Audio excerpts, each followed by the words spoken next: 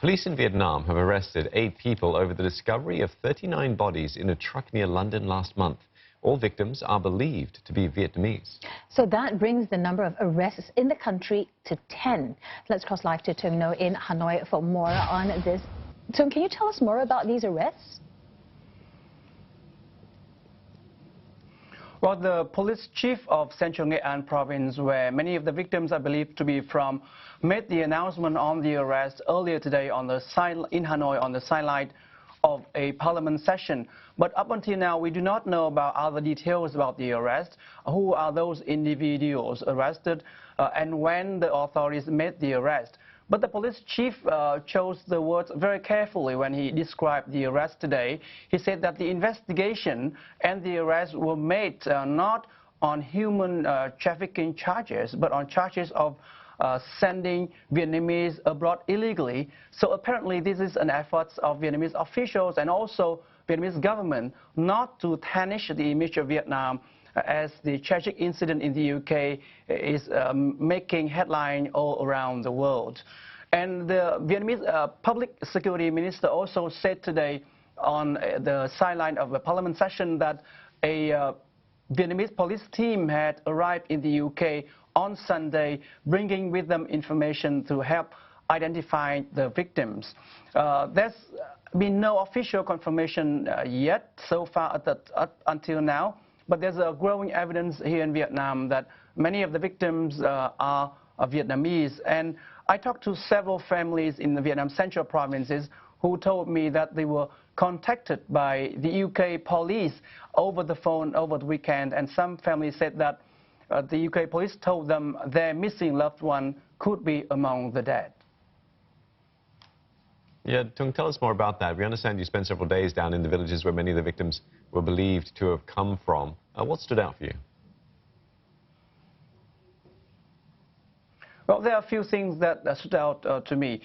Despite remarkable economic growth in the last few decades in Vietnam, but it's very still challenging for young men and women in these rural villages in central Vietnam, in the 2 provinces of Nghệ An and Hà Tĩnh, to find a job.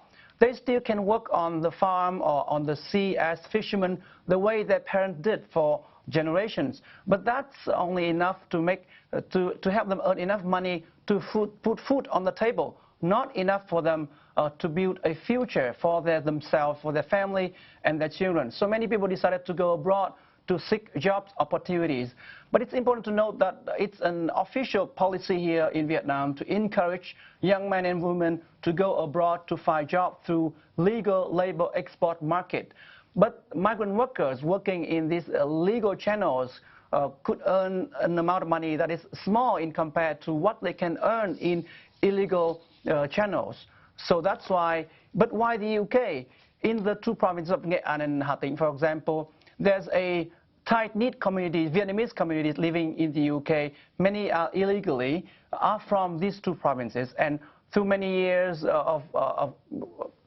through connections and contacts that they had established, many come back home and help smuggle those young sons and daughters in those villages to the UK.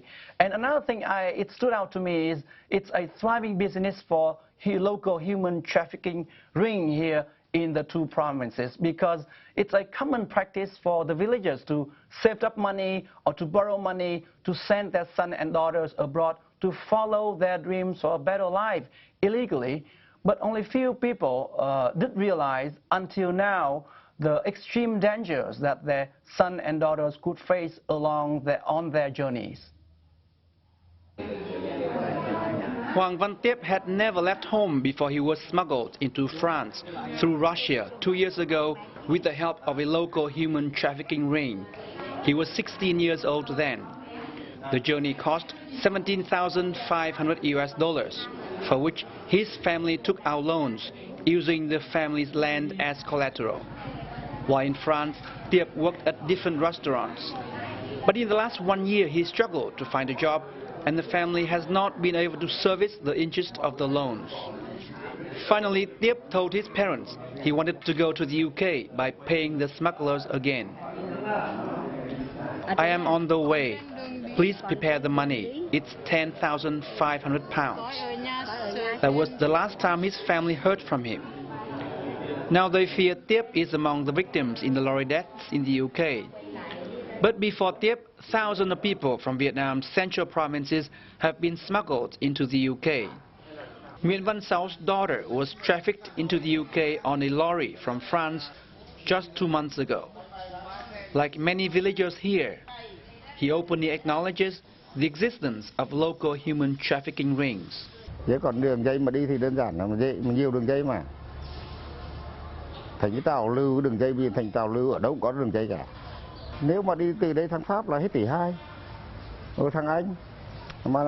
Mà nếu mà đi theo cái đường dây mà đi từ Quảng Ngao sang Trung Quốc như vừa rồi 39 người chết đó, thì là chỉ hết khoảng 800 đến 850 thôi, 900 lại. And that was Tung No speaking to us from Hanoi. And still ahead here.